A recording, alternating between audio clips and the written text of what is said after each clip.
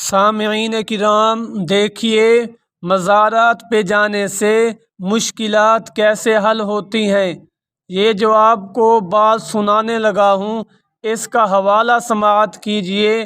یہ بات ملفوظات حکیم الامت میں مذکور، جس کا لکھنے والا اشرف تھانوی کیا لکھتا ہے کہ شاہ عبد الرحیم محدث دہلوی فرماتے ہیں کہ مجھے ایک مشکل درپیش ہوئی سماع کے متعلق، آیا کہ سماع یعنی قوالی جائز ہے یا نہیں؟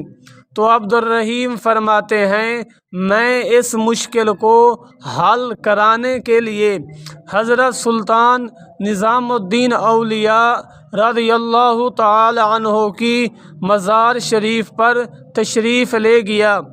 جب آپ کی مزار پر حاضری دی تو نظام الدین اولیاء اپنی مزار سے، اپنی قبر انور سے باہر تشریف لائے تو عبد الرحیم فرماتے ہیں میں نے عرض کی حضور آپ سماع کے بارے میں کیا فرماتے ہیں؟ تو نظام الدین اولیاء نے فرمایا اے عبد الرحیم آپ اشعار کے متعلق کیا کہتے ہیں؟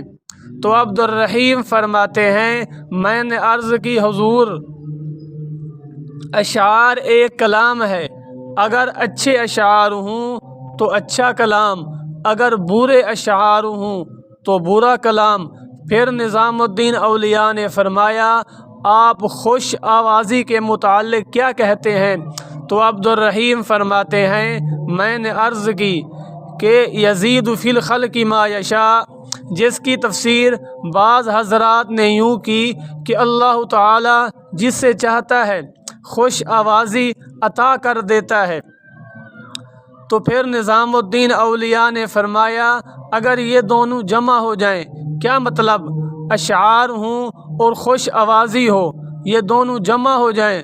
تو عبد الرحیم فرماتے ہیں میں نے عرض کی حضور پھر تو نور علی نور بن جائے گا۔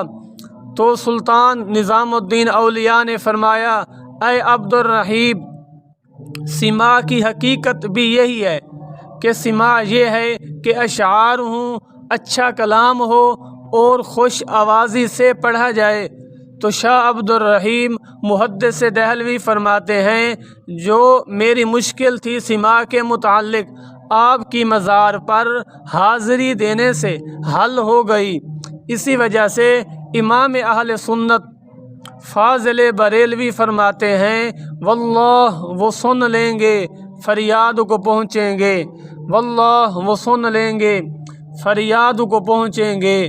ایسا بھی تو ہو کوئی جو آہ کرے دل سے، وما علیہ الا البلاغ المبین۔